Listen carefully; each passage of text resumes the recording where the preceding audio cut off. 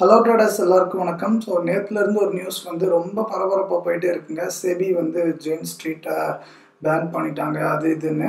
So அதை பற்றி என்னோட கருத்தை வந்து டிஸ்கஸ் பண்ணலாம் அப்படின்னு நினச்சிருந்தேன். பட் அது ஒரு 5 மினிட்ஸ் கழித்து பார்க்கலாம். அதுக்கு முன்னாடி ரொம்ப ஒரு இம்பார்ட்டண்ட்டான விஷயம் வந்து பேசணும்னு நினச்சிருக்கேன். உங்கள் எல்லாருக்குமே தெரியும், நான் இப்போலாம் ஸ்கேமர்ஸ்லாம் எக்ஸ்போஸ் பண்ணுறதில்ல அப்படின்னு. ஸோ அதனால் எனக்கு தேவையில்லாத நிறைய பிரச்சனைகள் வந்திருக்கு. ஸோ வீட்டில் பேரண்ட்ஸ் சைடில் இருந்து பயங்கரமான ப்ரெஷருங்க. ஸோ இனி ஸ்கேம் எக்ஸ்போஸ் வீடியோஸ்லாம் போடக்கூடாது அது இதுன்னு. ஸோ அதனால தாங்க ரொம்ப அமைதியாக இருக்கேன். பட் ஒன்று ரொம்ப தெளிவாக சொல்லிக்க விரும்புகிறேங்க. நான் வந்து எந்த ஃப்ராடு நாய்க்கும் பயந்து அதெல்லாம் ஸ்டார்ட் பண்ணல. ஸோ நான் எந்த அளவுக்கு பண்ணியிருக்கேன்னு உங்களில் நிறைய பேருக்கு தெரியாது.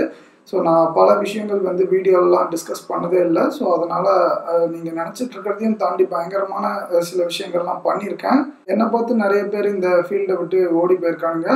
ஸோ அதனால் பேசிக்காக என்ன சொல்ல வரேன்னா, நான் யாருக்குலாம் பயப்பட மாட்டேங்க. ஸோ நான் அதை ஸ்டாப் பண்ணதுக்கு one of the major reasons, உங்களை காப்பாற்றுறதுக்காக நான் வந்து ரிஸ்க் எடுக்கிற அளவுக்கு சுத்தமாக ஒர்த்தே இல்லை அப்படிங்கிறத நல்லாவே ரியலைஸ் பண்ணிட்டேன். இவங்களுக்காகலாம் நம்மளோட லைஃப்பை வேஸ்ட் பண்ணுமா, அதெல்லாம் சுத்த வேஸ்ட்டு, போய் எவன்ட்டையோ ஏமாந்து தொலையட்டும் அப்படின்னு என்னை வந்து நீங்கள் யோசிக்க வச்சிட்டீங்க.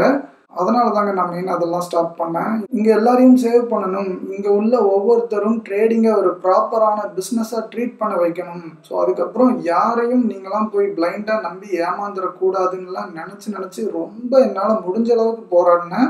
தமிழ்நாட்டிலேயே இதுவரை எவனுமே பண்ணாத அளவுக்கு ரொம்ப கஷ்டப்பட்டு டிஃப்ரெண்ட்டாக எல்லா அவேர்னஸும் நான் வந்து கொடுக்க ட்ரை பண்ணேன். அவேர்னஸ்னு ஒரு தனி பிளேலிஸ்டே இருக்குங்க நம்மளோட சேனலில். ஸோ 100க்கும் மேற்பட்ட வீடியோஸ் வந்து அதில் போட்டிருக்கேன். இவ்வளவும் கஷ்டப்பட்டு பண்ணதுக்கு எனக்கு கிடைச்ச பேர் வந்து, பாவம் எனக்கு வந்து மார்க்கெட் பற்றின நாலேஜ் வந்து சரியாக இல்லை போல் அப்படின்னு தான் நிறைய பேர் நினச்சிட்டு இருந்தாங்க. ஸோ சப்ஸ்கிரைபும் நீங்கள் வந்து யாருமே ஒழுங்காகவே பண்ண மாட்டீங்க எனக்கு. பட் அதை பற்றிலாம் எனக்கு லிட்ரலி 1% கூட எந்த கவலையும் இல்லை. ஸோ என்னோடய ஸ்டூடெண்ட்ஸ்க்கும் என்னோட யூடியூப் வீடியோஸை ரெகுலராக பார்க்குற சப்ஸ்கிரைபர்ஸ்க்கும் நல்லாவே தெரியும் நம்மளோட நாலேஜ் லெவல் வந்து எந்த அளவுக்கு இருக்குது அப்படின்னு. கடைசியாக ஒருத்தர் அமிச்ச கமெண்ட்டை மட்டும்தாங்க என்னால் மறக்கவே முடியல. எப்போவுமே அது வந்து மண்டைக்குள்ளே ஓடிட்டே இருக்கும் அடிக்கடி. அவேர்னஸ் வீடியோஸ் எல்லாமே நான் பார்த்துருக்கேன், நீ வந்து அந்த ஆளை எக்ஸ்போஸ் பண்ணியிருக்க, அந்த வீடியோவை கூட நான் பார்த்துருக்கேன். ஸோ அதுக்கப்புறமும் கூட நான் அவங்ககிட்டே போய் ஜாயின் பண்ணி ஏமாந்தேன் அப்படிங்கிற மாதிரி ஒருத்தர் வந்து கமெண்ட்ஸ் சொல்லியிருந்தாரு. அன்னைக்கு தாங்க சத்தியமா வாழ்க்கையே நான் வெறுத்துட்டேன். ரொம்ப ஸ்ட்ராங்கா முடிவு பண்ணிட்டேன். ஸோ உங்களெல்லாம் திருத்துறதுக்கு ஒரு டிஓடி இல்லை, 200 டிஓடி வந்தாலும் சத்தியமா முடியாதுங்கிறத நல்லாவே நான் புரிஞ்சுக்கிட்டேன். ஸோ எவன்ட்டையோ போய் சாவுங்க எனக்கு என்ன அப்படிங்கிற மாதிரி உண்மையிலேயே ரொம்ப தோண ஆரம்பிச்சிருச்சு. சாரிங்க இப்படி பேசினதுக்கு. ஆனால் அவ்வளோ ஆதங்கம் வந்து இருக்கு எனக்குள்ள. இன்னைக்கு ஒரு விக்டிம் வந்து மெசேஜ் அனுப்பி இதை வந்து தயவு செஞ்சு வீடியோவில் மென்ஷன் பண்ணுங்க அப்படின்ற மாதிரி சொல்லியிருந்தாங்க. இது வந்து ரொம்ப இம்பார்ட்டன்ட் அப்படின்னு தோணுச்சு. அதனால தான் இந்த விஷயத்த மட்டும் நான் வந்து இன்னைக்கு ஷேர் பண்ணலாம் அப்படின்னு நான் வந்து டிசைட் பண்ணேன். நம்ம சேனலில் தமிழ் சர்வைவல் அப்படிங்கிற ஒரு ஸ்கேமரை வந்து எக்ஸ்போஸ் பண்ணியிருக்கோம் 2-3 இயர்ஸ் முன்னாடி. ஸோ அவனெல்லாம் நீங்கள் யாருமே மறக்க மாட்டீங்கன்னு நினைக்கிறேன். பழைய சப்ஸ்கிரைபர்ஸ்க்குலாம் ரொம்ப நல்லா ஞாபகம் இருக்கும். சரியான ஒரு காமெடி பீஸு. ஸோ அந்த வீடியோ நீங்கள் பார்க்கலாம், தயவு செஞ்சு போய் பாருங்கள், ரொம்ப இன்ட்ரெஸ்டிங்காக இருக்கும். ஸோ வீடியோட லிங்க் வந்து நான் டிஸ்கிரிப்ஷனில் கொடுக்குறேன். ஸோ அவனை நம்ம எக்ஸ்போஸ் பண்ணதுக்கப்புறம் ஒரு 4 to 5 டைம்ஸ்க்கு மேலே ப்ரொஃபைலோட நேமை வந்து சேஞ்ச் பண்ணிட்டாங்க. ஸோ என்னெல்லாம் இன்ஸ்டாகிராமில் பிளாக் பண்ணி வச்சுருக்கான். ஸோ இப்போ கடைசியாக 1 டெஸ்டினேஷன் 1% கிளப் அப்படிங்கிற ஒரு ப்ரொஃபைல் நேமில் இருக்கான். ஸோ யூசர் நேம் வந்து ஹரி சங்கர்னு இருக்கும்னு நினைக்கிறேன். ஸோ இவன் என்ன பண்ணிட்டு இருக்கான்னா, ஒவ்வொருத்தர்கிட்டையும் போய் 20,000 25,000 அமௌண்ட் வாங்கிட்டு உடனே வாட்ஸ்அப்பில் பிளாக் பண்ணி விட்டுறான். ஸோ ஏகப்பட்ட கம்ப்ளைண்ட்ஸ் வந்து வந்துருச்சுங்க. ஸோ என்னோட இன்ஸ்டாகிராம் மெசேஜஸ்லாம் ஓப்பன் பண்ணி பார்த்தாலே 50-60க்கு மேலே மெசேஜஸ் வந்து இன்னும் ரெஸ்பாண்ட் பண்ணாமலே இருக்குது. 100 பக்கம் கூட இருக்கும்னு நினைக்கிறேன்.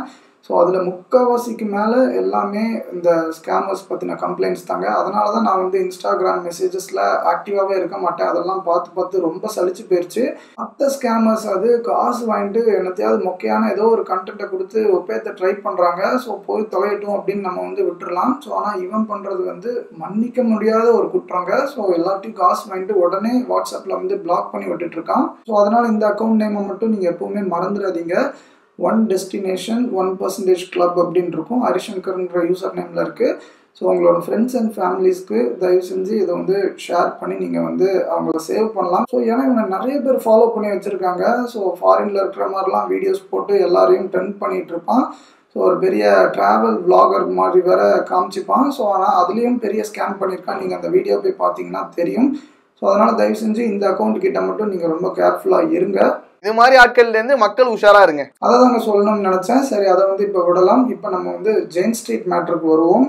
நான் ஃபியூ மந்த்ஸ் பேக் வந்து இவங்களை பற்றி ஒரு வீடியோ வந்து போட்டிருந்தேன். மார்க்கெட் மேக்கர்ஸ் அப்படிங்கிற ஒரு கான்செப்ட் பற்றி டிஸ்கஸ் பண்ணி ஒரு டீட்டெயில்டான வீடியோ வந்து போட்டிருந்தேன். நிறைய பேர் ரொம்ப அருமையாக இருந்துச்சு வீடியோ, இப்படி ஒன்று இருக்குன்னு எங்கள் யாருக்கும் தெரியாது, ஃபஸ்ட் டைம் இப்போ தான் கேள்விப்படுறோம், ரொம்ப யூஸ்ஃபுல்லாக இருந்துச்சு அப்படிங்கிற மாதிரி சொல்லியிருந்தாங்க.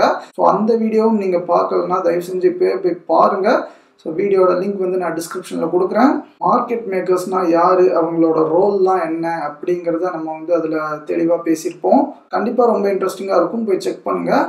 ஸோ அதில் ஒன்று வந்து மென்ஷன் பண்ணியிருப்பேன். ஸோ இவங்கெல்லாம் இன்ஸ்டிடியூஷன்ஸே கிடையாது, இவங்கெல்லாம் மார்க்கெட் மேக்கர்ஸ் தான். ஸோ இவங்களால தான் லிக்விடிட்டி வந்து வருது, அதனால் செபி வந்து இவங்களை வந்து எதுவுமே பண்ண மாட்டாங்க அப்படிங்கிற மாதிரி நான் வந்து சொல்லியிருப்பேன். இப்போ இந்த ஜெயின் ஸ்ட்ரீட் நியூஸை பார்த்துட்டு ஒருத்தன் வந்து லூஸ் மாதிரி நீ வந்து சொன்னது எல்லாமே தப்பு, அவங்க வந்து இன்ஸ்டிடியூஷன்ஸ் தான், ஸோ நீ வந்து தப்பான இன்ஃபர்மேஷன் வந்து கொடுத்துருக்க, செபி வந்து இப்போ பேன் பண்ணியிருக்கு பாரு, என்ன சொல்ல வர இப்போ அப்படிங்கிற மாதிரி கேட்டிருந்தாங்க. ஸோ அதை பற்றி தான் லைட்டாக ஒரு கிளாரிஃபிகேஷன் கொடுத்துட்டு அந்த நியூஸை பற்றின என்னோட கருத்தையும் நான் வந்து ஷேர் பண்ணலாம் அப்படின்னு நினச்சேன். ஸோ தயவு செஞ்சு வீடியோ ஃபுல்லாக பார்த்துட்டு கடைசி உங்களோட கருத்தையும் சொல்லுங்கள். ஃபர்ஸ்ட் ஆஃப் ஆல், நான் அந்த வீடியோவில் எதையுமே அசியூம் பண்ணிலாம் சொல்லலைங்க. ஸோ நான் ரொம்ப டீட்டெயில்டாக ரிசர்ச் பண்ணி தான் சொல்லியிருந்தேன். அந்த வீடியோவில் கூட அவங்களோட வெப்சைட்டை வந்து நான் வந்து காமிச்சிருந்தேன் உங்களுக்கு. மார்க்கெட் மேக்கர்ஸ்னால் அசால்ட்டாக 20,000-30,000 கோடிலாம் ஜாலியாக வச்சுருப்பாங்க, மினிமமே சொல்கிறேன். ஸோ அதனால் ஹெட்ஜ் ஃபண்ட் மாதிரியாவோ இல்லை ஏதாவது ஒரு இன்ஸ்டிடியூஷன் நேமில் கூட அவங்க வந்து ரெஜிஸ்டர் ஆகிருக்க வந்து வாய்ப்புகள் வந்து அதிகமாகவே இருக்குது அவங்களுக்கு இருக்கிற காசுக்கு. அதனால் அவங்க மார்க்கெட் மேக்கர் வேலை மட்டும்தான் பார்க்கணும், இன்ஸ்டிடியூஷனாக இருக்கக்கூடாதுன்னெலாம் எந்த ஒரு அவசியமும் இல்லை, நல்லா புரிஞ்சுக்கோங்க. ஸோ என்ன சொல்ல வரேன்னா, இவங்க வந்து எஃப்ஐஎஸ் தான், மார்க்கெட் மேக்கர்ஸ்லாம் இல்லை அப்படின்னு நீங்கள் வந்து தப்பாக அசியூம் பண்ணிடாதீங்க. வேணா நீங்கள் வந்து அவங்க வெப்சைட்டில் போய் செக் பண்ணிக்கலாம். மார்க்கெட் மேக்கிங் அப்படிங்கிறது தான் அவங்க வந்து ரொம்ப மெயினாக கான்சென்ட்ரேட் பண்ணுறாங்க. ஆனால் இப்போ பிரச்சனை அது இல்லைங்க. ஸோ அவங்க வந்து மார்க்கெட் மேக்கராக இருக்கட்டும் இல்லை எஃப்ஐஆ இருக்கட்டும், எதுவாக இருந்தாலும் நம்ம வந்து அதை பற்றி கவலைப்பட வேணாம்.